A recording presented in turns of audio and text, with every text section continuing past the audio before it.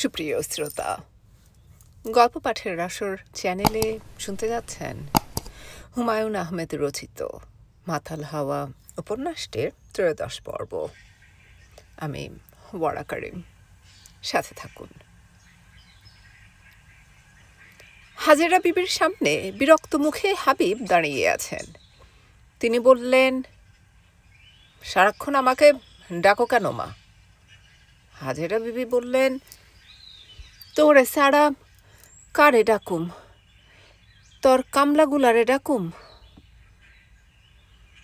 কিছু বলবেন? বলেন শুনি। এখন ইয়াদ আসতেছে না। তুই আমার সামনে ব, আমি ইয়াদের চেষ্টা নেই। আপনি ইয়াদ করেন, যদি ইয়াদে আসে আমারে ডাকবেন। আমার কাজ আছে, আমি যাই। ইয়াদ হইছে, তুই ব দেহি, তোরে বলতেছি। কথাটা গোপন, কাছে আয়। আর কাছে আসতে পারবো না, আপনার যা বলার বলেন। কথাটা তোজল্লি বিষয়ে। কি কথা? তোর মেয়ে শাদি করেছে। আপনাকে নাদিয়া বলেছে? আমারে কেউ কিছু বলে না, যা বুঝার আমি অনুমানে বুঝি। অনুমান করলেন কিভাবে? গন্ধ দিয়া অনুমান করেছি। কুমারী মেয়ের শরীরের গন্ধের এক ভাও, বিয়াহুরা মেয়ের আরেক ভাও, আবার গাভীন মেয়ের অন্য ভাও। কথায় আছে, কুমারী কন্যার ঘ্রাণ হইল পানের কচি পাতা, বিয়াহুরা কন্যা হইল পাকনা ফল আতা। গর্ভিণী নারীর শৈলে টক ঘ্রাণ পাই, বিধবা নারীর শৈলে কোনো গন্ধ নাই। হাবিব বললেন, আমাকে বলেছেন ঠিক আছে, এই জাতীয় কথা আর কাউকে বলবেন না। আচ্ছা, বলবো না। হাজেরা বিবি পান ছেঁচনি নিয়ে বসলেন। টক টকাস শব্দ হতে লাগলো।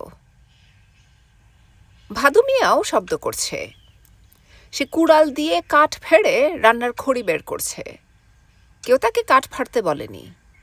বিশ্বাস অর্জনের জন্যে নিজ থেকে আগ্রহ নিয়ে এসব কাজ করতে হয়। সবচেয়ে বেশি যা দরকার তা হলো নিজেকে বোকা হিসেবে দাঁড় করানো। বুদ্ধিমানকে কেউ বিশ্বাস করে না, বোকাকে বিশ্বাস করে। বোকা সাজা কঠিন কোনো কাজ না। প্রণব গায়ে তেল মাখছিলেন। কাঠ ফাড়া শেষ করে ভাদু প্রণবের সামনে দাঁড়ালো। প্রণব বললেন, কিছু বলবি? ভাদু বলল, গায়ে তেল দিয়া দেই। না, মুসলমানের হাতের ডলা নেওয়া নিষেধ। মন্ত্র নিয়েছি তো, মন্ত্র নেওয়ার পর নানান বিধি নিষেধ। মন্ত্র কি? ঈশ্বরের নাম। কানে একটা নাম গুরু দিয়ে দেন, সেই নাম জপ করতে হয়। কি নাম? কি নাম সেটা তো বলতে পারবো না, নিষেধ আছে। আমি কাউরে বলবো না। নাম জেনে তুই কি করবি? নাম জপ করবি? কেমনে জপ করে শিখাইয়া দিলে করব, কাজ শিখাইয়া দিলে আমি পারি, না শিখাইলে পারি না। কথাবার্তা শুনে তো বিরাট গাধা মনে হচ্ছে। যে না, আমি গাধা না, আমার বুদ্ধি আছে। আপনার শৈলে তেল ডইলা দেই। একবার তো বলেছি না। আরাম পাইবেন। চুপ কর গাধা। ভাদু মনে মনে হাসল। তার গাধা পরিচয়টা দ্রুত স্থায়ী করতে হবে। গাধা সাজতে হলে একই কথা কমপক্ষে 3 বার বলতে হবে। শরীরে তেল মাখার কথা 2 বার বলা হয়েছে, আরও 1 বার বলা দরকার। 3য় বারের জন্যে ভাদু অপেক্ষা করছে। অপেক্ষাতেই আনন্দ। পাংখাপুলার রশিদ এসে প্রণবের কানের কাছে মুখ নিয়ে বলল, বড় সাহেব আপনারে ডাকে। প্রণব বিরক্ত হয়ে বললেন, কানাকানি করতেছ কেন? উনি আমারে ডাকেন, এটা কোনো গোপন কথা না। মেয়ে ছেলে কানে কথা বলতে পছন্দ করে, তুমি মেয়ে ছেলে না। ভাদু আনন্দিত গলায় বলল, তো ঠিক সত্য কথা, সে মেয়ে ছেলে না।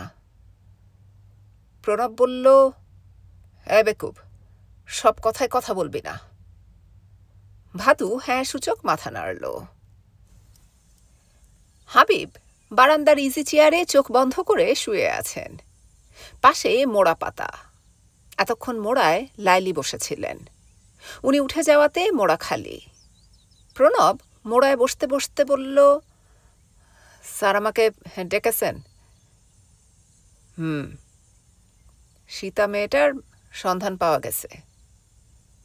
প্রণব বলল, সীতাকে?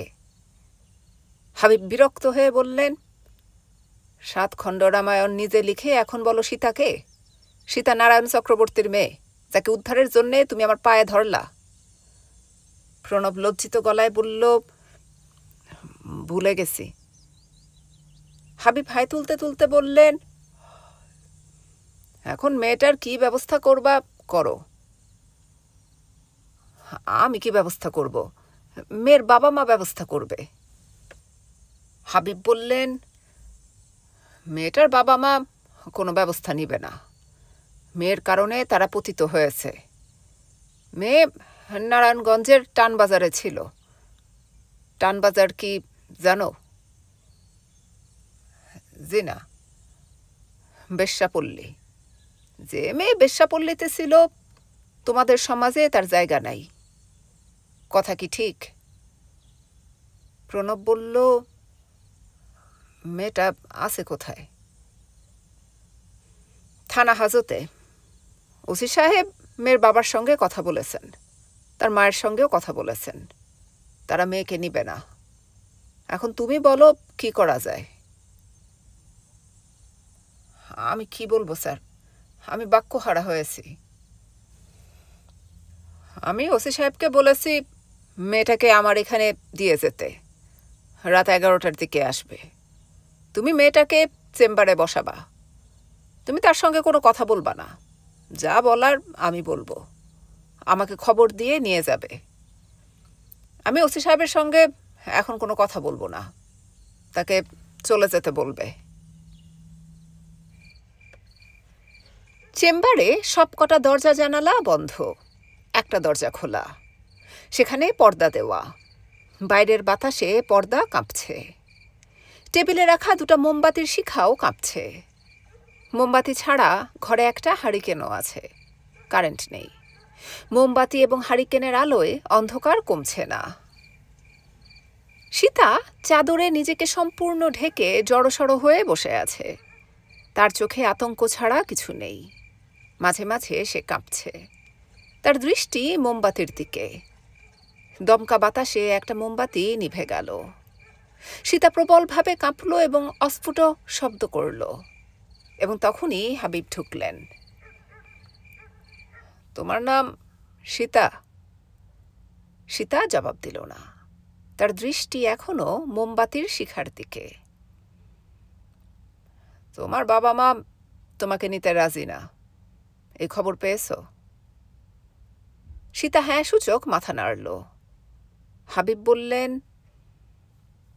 তুমি আমার এখানে থাকবে, আমার কোনো অসুবিধা নাই। থাকবে? সীতা হ্যাঁ সূচক মাথা নাড়ল। হাবিব বললেন, আমার একটা বুদ্ধি শোনো। কলেমা পড়ে মুসলমান হয়ে যাও। হিন্দুর গায়ে যতটা দোষ লাগে মুসলমানের গায়ে ততটা লাগে না। মুসলমান হবে? সীতা হ্যাঁ সূচক মাথা নাড়ল। হাবিব বললেন, তোমার বয়স অল্প, মাঝে মাঝে অল্প বয়সে বড় সিদ্ধান্ত নিতে হয়। শম্ভুগঞ্জের পীর সাহেব আগামী বুধবার আসবেন। তার কাছে তুমি ইসলাম ধর্ম গ্রহণ করবা। তোমার নতুন একটা নাম লাগবে। তোমার নাম দিলাম হোসনা। হোসনা শব্দের অর্থ সৌন্দর্য।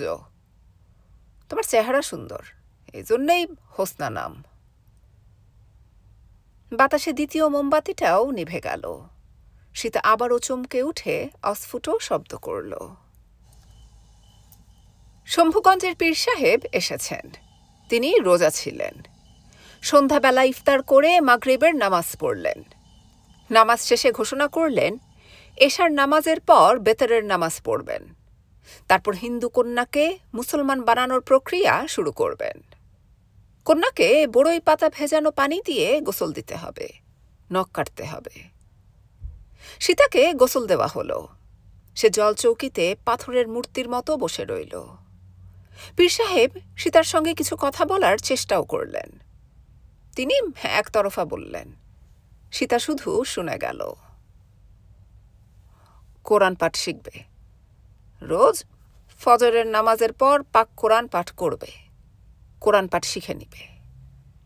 হায়াস নেফাসের পর অপবিত্র চুল সব ফেলতে হবে। একটা চুল থাকলেও শরীর শুদ্ধ হবে না। পরিষ্কার পরিচ্ছন্নতা বিষয়ে পীর সাহেব গলা নামিয়ে আরও কিছু কথা বললেন। সবে অত্যন্ত অশ্লীল কথা, কোনোভাবেই একটি মেয়েকে বলা যায় না। পীর সাহেব অবলীলায় বলে গেলেন। তাকে দেখে মনে হচ্ছে তিনি নোংরা কথাগুলি বলে আনন্দ পাচ্ছেন। এশার নামাজের পর হাজেরা বিবি ভীষণ হইচই শুরু করলেন। হাবু রে, হাবু রে, ও হাবু। হাবিব মার কাছে গেলেন। শান্ত গলায় বললেন, মা, তোমার সমস্যাটা কি? হাজেরা বিবি বললেন, সমস্যা আমার না, সমস্যা তোর। শুনলাম নটি পাড়ার এক হিন্দু নটি মেয়ে তুই নিয়ে আসছোস, তারে এখন মুসলমান বানাইতাছোস। নটির আবার হিন্দু মুসলমান কি? নটি হইল নটি। মা চুপ করো। আমি চুপ করব না, তুই চুপ কইরা আমার কথা শুন। শম্ভুগঞ্জের বদ পীরটারে হাসুনের বাড়ি দিয়া বিদায় কর। কেন? এই পীর রে অনেকদিন ধইরা আমি লক্ষ্য করছি, হ্যাঁ মেয়ে ছেলের চোখের দিকে কোনো সময় তাকায় না, তাকায় বুকের দিকে। মা, তোমার যন্ত্রণায় আমি অস্থির। তুই আমার যন্ত্রণায় অস্থির না, আমি তোর যন্ত্রণায় অস্থির। তুই এখন এই বুনিসাটা পীর বিদায় করবি। কত বড় হারামজাদা, চোখ দিয়া বুনিসাটে। মেয়েটা কি সফুরা, ফরিদের বউ? কিছুক্ষণের জন্যে হাবিব বিভ্রান্ত হলেন। ভ্রান্তি কাটতে সময় লাগল না। মেয়েটা সফুরাই, হলুদ চাদরে শরীর ঢেকে রেখেছে। চাদর থেকে হলুদ আভা পড়েছে মুখে। সামান্য আলো ছায়া কি করতে পারে ভেবে হাবিব যথেষ্ট বিস্ময় বোধ করলেন।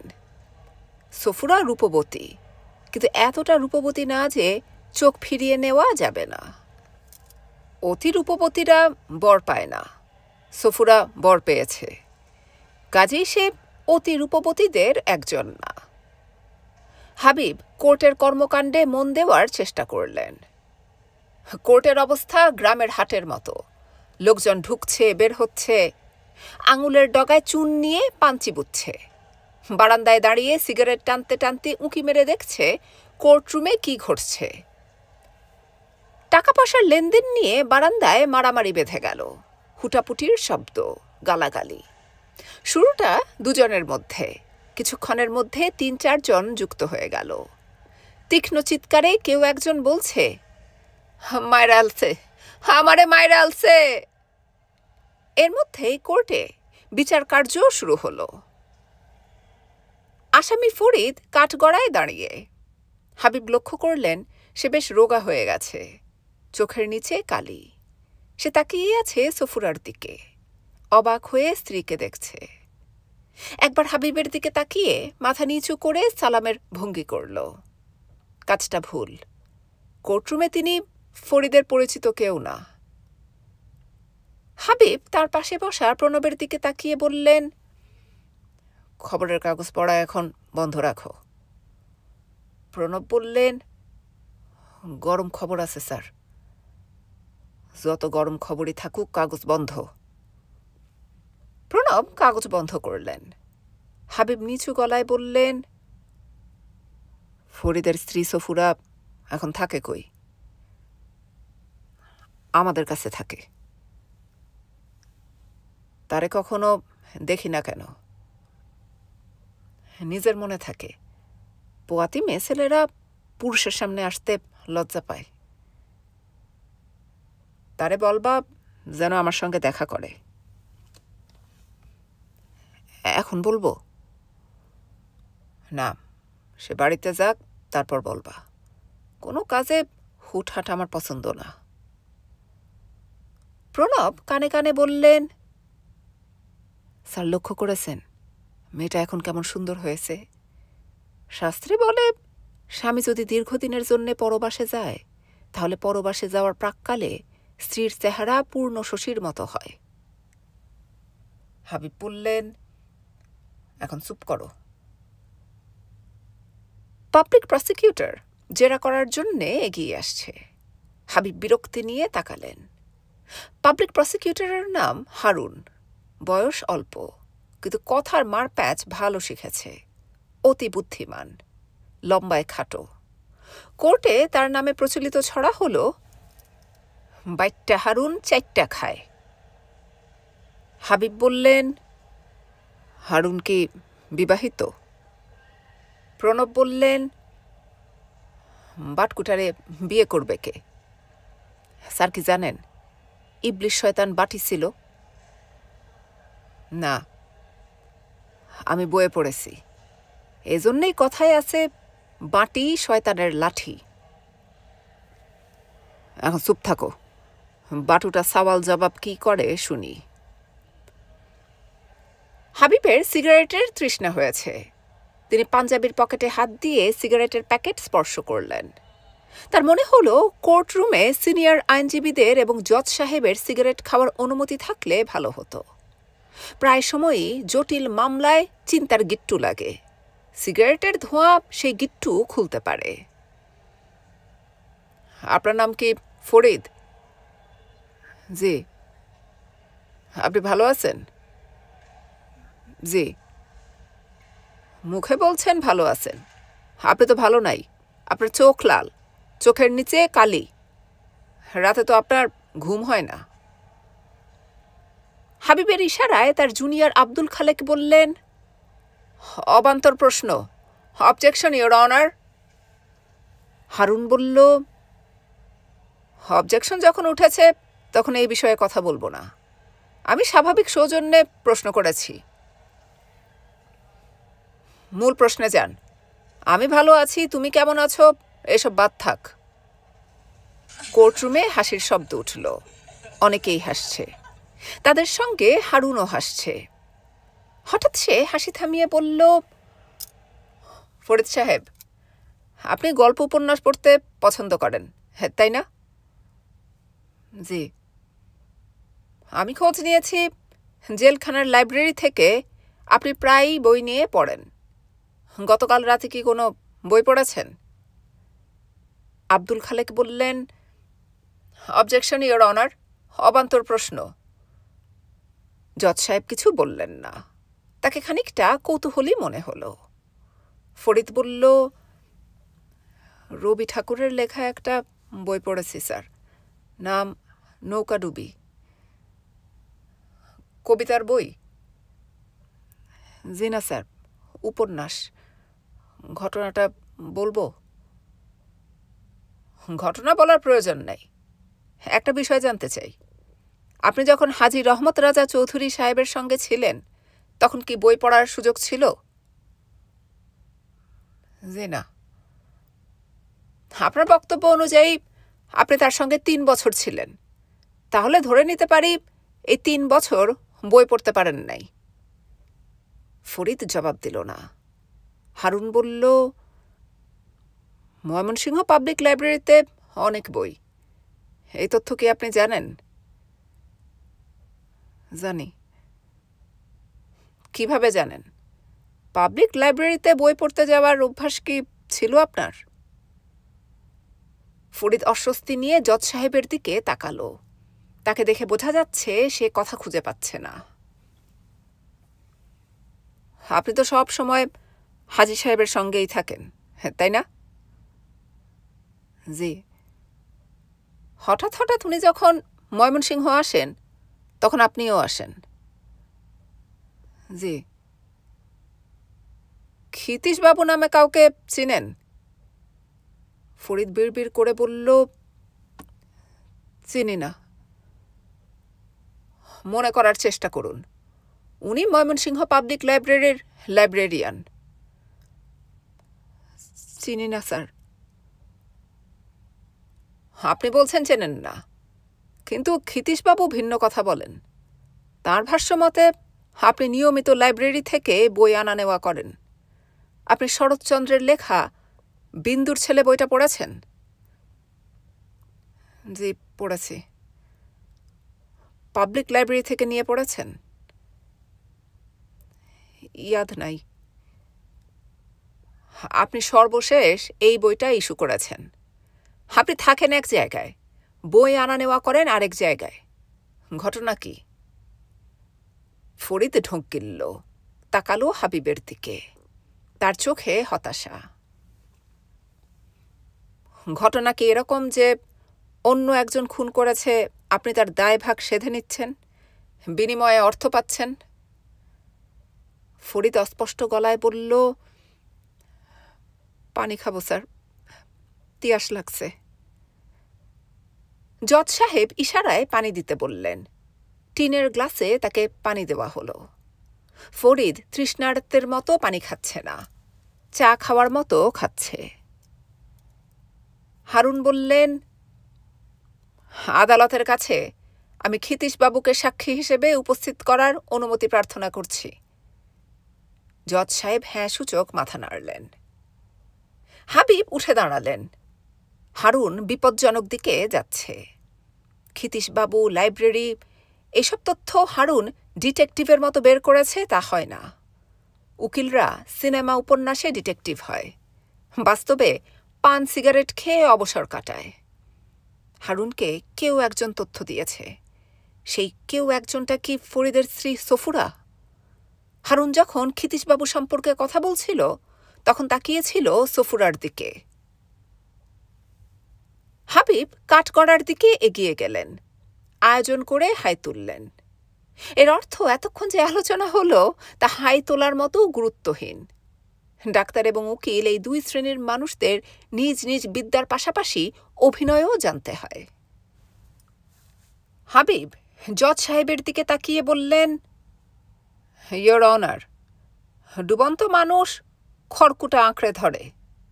আসামি ফরিদ ম্যাজিস্ট্রেটের কাছে স্বীকারোক্তিমূলক জবানবন্দি দিয়েছে, আদালতকেও বলেছে। আমি তার পক্ষের আইনজীবী। এমন সব তথ্য তার বিষয়ে এখন উপস্থিত হচ্ছে যে আমি নিজে জানি না। ক্ষিতীশবাবু ভুল করেছেন। সমিল চেহারার মানুষ থাকে। বলা হয় একই চেহারার মানুষ 7 জন করে থাকে। এদের একটা নাম আছে। পুরুষ হলে এদের বলে সপ্তভ্রাতা, মেয়ে হলে সপ্তভগ্নী। আমি চাই ক্ষিতীশবাবু আদালতে উপস্থিত হয়ে বলুক, এই সেই আসামি যে নিয়মিত বই আনা নেওয়া করে। হাবিবের বক্তৃতার পরপর আদালত মুলতবি হয়ে গেল। হাবিব এসে বসলেন প্রণবের পাশে। প্রণব বললেন, স্যার, আপনার কোনো তুলনা হয় না। হাবিব বললেন, কোনো মানুষেরই তুলনা হয় না। সারা পৃথিবীতে আমি হাবিব একজনই, আবার তুমি প্রণবও একজন, বুঝেছ? জি। পত্রিকাটা নামাও। সারাক্ষণ মুখের উপর পত্রিকা ধরা। স্যার, বললাম না গরম খবর আছে, পড়বেন না? আমি সফুরাকে বলেছি আজ সন্ধ্যায় আপনার সঙ্গে দেখা করতে। কখন বললা? এক ফাঁকে বলেছি। সে খুব চিন্তিত। তার হাত দেখে কে যেন বলেছে তার স্বামীর ফাঁসি হবে। একটা পান দাও। প্রণব পানের কৌটা বের করলেন। কোর্টরুম খালি হয়ে গেছে। হাবিব এবং প্রণব এখনও বসে আছেন। হাবিব অস্থির বোধ করছেন। অস্থিরতার কারণ ধরতে পারছেন না। প্রণব বলল, জজ সাহেবের মেয়ের বিয়ের কথা মনে আছে স্যার? মনে আছে। ওনার মেয়ের নাম কি? শায়রা বানু। উনি বিরাট আয়োজন করেছেন। আজই ঢাকা থেকে বাবুর্চি আসবে, মিষ্টির কারিগরও আসবে। বিয়ের তারিখ যেন কি? জানুয়ারির 20 তারিখ। হাবিব উঠে দাঁড়ালেন। জজ সাহেব খাস কামরায় আছেন। তার সঙ্গে সৌজন্য সাক্ষাৎ হওয়া দরকার। ডিস্ট্রিক্ট জজ আবুল কাশেম ইজি চেয়ারে আতশোয়া অবস্থায় ছিলেন। হাবিবকে দেখে সোজা হয়ে বসতে বসতে বললেন, চেয়ারটা কাছে এনে বসুন। কোমরের ব্যথাটা আবার শুরু হয়েছে। বেশিক্ষণ সোজা হয়ে বসে থাকতে পারি না। আমার পরিচিত এক কবিরাজ আছে। সে গাছগাছরা দিয়ে মালিশ করার তেল তৈরি করে। অনেকেই উপকার পেয়েছে। আপনাকে তৈরি করে দিতে বলবো? বলুন। আমার মেয়ে রাতে ইন্ডিয়ান বাম ঘষে দেয়, লাভ কিছু হয় না। হাবিব বসতে বসতে বললেন, আপনার কোন মেয়ে? যার বিয়ের আলাপ হচ্ছে সে শায়রা বানু? মেয়ে চলে গেলে আপনার তো খুব কষ্ট হবে। তা তো হবেই। এই মেয়ে বাপন্থ প্রাণ। রোজ দুপুরে টেলিফোন করে জেনে নেয় ঠিক মতো খাওয়া দাওয়া করেছে কিনা। টিফিন ক্যারিয়ারে নিজে খাবার ভরে দেয়। হাবিব বললেন, এই কয়দিন কোর্টে খাওয়া দাওয়া না করে বাসায় মেয়ের সঙ্গে খান। কথাটা মন্দ বলেন নাই। বিয়ের খাবারের আয়োজন কি করেছেন একটু কি বলবেন? অবশ্যই বলবো। সবই আমার স্ত্রী ঠিক করেছেন। প্রথম মেয়ের বিয়ে ধুমধাম করতে চায়। উনি একা তো ধুমধাম করবেন না, আমরা সবাই মিলে করব। জজ সাহেব আগ্রহ উত্তেজনায় উঠে বসলেন। আনন্দিত গলায় বললেন, পোলাও, মুরগির কোরমা, খাসির মাংস, দই, মিষ্টি, পিঠা, পান, সুপারি। গরু রাখবেন না? হিন্দু অতিথিদের কথা বিবেচনা করে গরু বাদ দিয়েছি। হাবিব বললেন, হিন্দু মুসলমান এক টেবিলে খাবে না, ওরা মুরগি দিয়ে খাবে। মুসলমান মেয়ের বিয়েতে গরু না থাকলে চলে। গো মাংস ছাড়া বাকি সব মাংসই নিরামিষের পর্যায়ে পড়ে। জজ সাহেব বললেন, দেখি আমার স্ত্রীর সঙ্গে আলোচনা করি। আপনার মেয়ের বিয়েতে আমার একজন অতিথি নিয়ে আসার বাসনা আছে। উনি আবার গো মাংস পছন্দ করেন। জজ সাহেব বললেন, অতিথি কে? গভর্নর সাহেব মোনায়েম খান। উনি সামাজিক উৎসবে যেতে পছন্দ করেন। অনেকের সঙ্গে পরিচয় হয়। অবশ্যই আপনি যদি অনুমতি দেন। জজ সাহেব উত্তেজিত গলায় বললেন, অবশ্যই ওনাকে বলবেন। এটা হবে আমার মেয়ের জন্যে বিশাল ভাগ্যের ব্যাপার। আমি তো চিন্তাই করতে পারি না আমার মেয়ের বিয়েতে স্বয়ং গভর্নর উপস্থিত। হাবিব বললেন, বরযাত্রী এবং বিশিষ্ট অতিথিদের জন্যে আমি একটা আইটেম আপনাকে করে দিতে চাই। মাছের আইটেম, পাবদা মাছ। এক একটা বোয়ালের মতো সাইজ। মাছটা মাখনের মতো, মুখে নিলে মুখের মধ্যেই গলে যায়। আমাদের গভর্নর সাহেবের পছন্দের মাছ। পাবদা মাছের ব্যবস্থা অবশ্যই করবেন। খরচ যা লাগে আমি দিব। তাহলে তো স্যার হবে না। সায়রা বানু মায়ের জন্যে আমি কিছু করব না।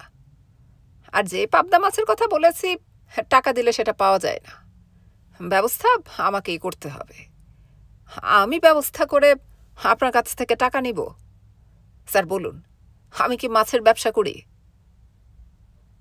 জজ সাহেব বললেন, আপনার কথায় যুক্তি আছে, করুন ব্যবস্থা। ভালো কথা। গভর্নর সাহেবের দাওয়াতের চিঠি কি আপনার কাছে দিব? হাবিব উঠে দাঁড়াতে দাঁড়াতে বললেন, আমার কাছে দেবেন। এই শুক্রবারে ঢাকায় যাচ্ছি, চিঠি হাতে হাতে পৌঁছে দিব।